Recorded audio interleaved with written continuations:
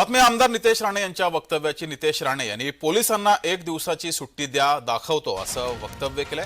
नितेश राणे यांनी हे वक्तव्य केलंय। पोलिसांना 1 दिवसाची सुट्टी द्या मग दाखवतो असं नितेश राणे यांनी म्हटलंय। याआधी सुद्धा नितेश राणे यांनी काही वक्तव्य केलेली आहेत। नितेश राणे यांच्यावर त्या वक्तव्यामुळे गुन्हा देखील दाखल झाले आणि आता पोलिसांना 1 दिवसाची सुट्टी द्या दाखवतो असं नितेश राणे यांनी वक्तव्य केलंय।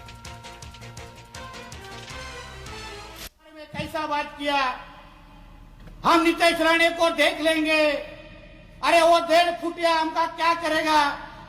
अरे तुम्ही अगर 1.5 फुटिया बिटिया म्हणत असाल तर तुमच्या त्या अफजल खाननी 7 फूट होऊन काय उपटली आमच्या महाराजांची हे तरी सांगा। 7 फूट होताना तुझा त्या अफजल काय होता, अर्धा कोथळा काढला माझ्या महाराजांनी आणि बाजूला टाकून दिला।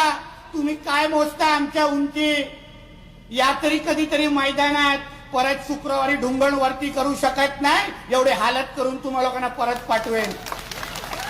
उगाच आमच्या नादी लागायचं नाही। तुम्हाला तुमच्या मस्जिदीबद्दल बोलल्यावर तुम्हाला एवढं झोंबलं तर काल भिवंडीमध्ये काय झालं।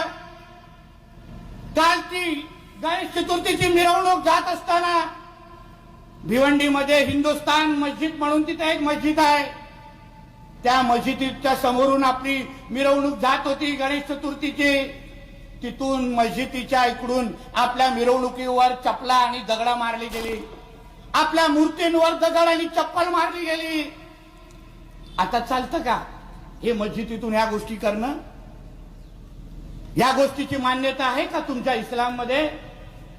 अरे आम्ही नुसतं काय बोललो, तुमचा धर्म ज्या मस्जिदीमधून चालतो त्याच्यातून अगर कोण चुकीचं हे जिहादी डोक्याचे काटे अगर तुमच्या मस्जिदीचा गैरवापर करत असतील, त्या मस्जिदीतून अगर हत्यार ठेवत असतील तर त्या मस्जिदीचा गैरवापर या मुसलमान धर्मातल्या विचारवंत कधी थांबवणार, हा प्रश्न मला त्या निमित्ताने तुम्हाला विचारायचा आहे। काय झालं आमच्या विशालगडच्या काळात?